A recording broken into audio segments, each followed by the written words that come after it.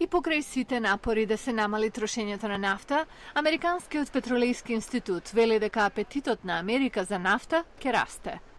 Джек Жерард, председателот на најголемата група во САД за трговија со нафта, вели дека решението е во поголемо дупчење во близина на американскиот брег, што ќе донесе илјадници нови работни места. Во наредните 3, 4, 5 години имаме шанса да бидеме локомотива за стимулирање на економијата. Овие се добро платени и барани работни места и се што треба е политичка волја. Тој поттикнува на дупчење во заливот на Мексико, во близина на источниот брег и делови на Аљаска. Но други тврдат дека ова е погрешен пристап. Ден Вајс е од Центарот за американски прогрес. Акцентот треба да го ставиме на намалување на побарувачката за нафта. Тоа би било побрзо, почисто и поевтино од драматичното проширување на дупчењето за повеќе нафта. Но колку би било тешко да се прекине зависноста на Америка од нафта?